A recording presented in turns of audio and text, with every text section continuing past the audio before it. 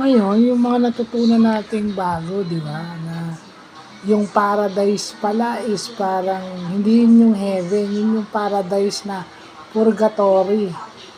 Kumbaga kasi bago maghirap at mamatay si Lord sa krus, wala pang nakakapasok ng langit. Kumbaga si Lord yung nagbukas ng pintuan ng langit para sa mga kaluluwa. At yun yung pinuntahan niya sa hell. Yung hell na sinasabi is yung tinatawag na Sheol, kung saan naghahantay yung mga namatay ng mga people from the Old Testament. Ang tawag doon pala is Sheol. No? Yun yung mga nasa limbo. Yung limbo is parang purgatory. Yeah? Yeah. Although nasa Catholic doctrine yung purgatory, pero ang tawag pala doon during sa mga Jews is paradise. Kumbaga nandun yung the repentant thief, yung si Dimas, di ba? Yung kasama ni Lord na napatawan ng death penalty, nagsisi yon. Nandun yung paradise pala is yung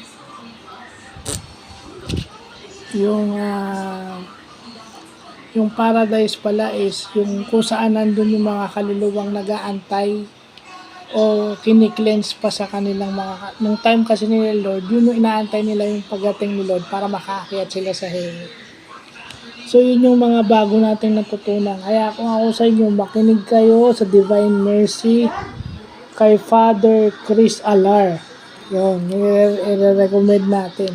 Kung gusto nyo mag-reflect, aside from Archbishop Fulton J. Sheen, itong mga missionary fathers of Mary o yung mga MIC, magagaling magpaliwanag to.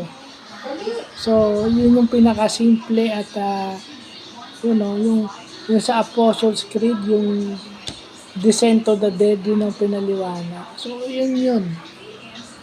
Ibig sabihin lahat naman tayo kagaya nga yung sa Divine Mercy, di ba? Pag tayo nagkaroon ng devotion at meditation sa Divine Mercy, meron tayong maaakyat na kaluluwa from purgatory to heaven. At kaya rin yung kaya nga pag-araw ng mga patay o undas, pinagdarasal natin yung mga kamag-anak o mahal natin sa buhay, kaibigan na yumao para sila makaakyat sila sa heaven. So, yun yung mga natutunan natin, yung descended, yung sa Apostles' Creed, yung descended to hell o descended to the dead. Yun pala yung ginawa ni Lord during Black Saturday kahapon. Kasi, ito rin, di ba, yung araw ng mga Hudyo nagsisimula sa dapit hapon nung araw na yon. Nagsimula yon alas 6 ng hapon itong araw na to hanggang kinabukasan. That is one day na sa kanila. Hindi sa mga Hudyo kasi hindi 24 hours yung kanilang oras, iba. So, di ba? So, yung Good Friday is from Friday sundown, whole day ng Saturday, then Sunday ng madaling araw. Diba? Or Saturday ng gabi.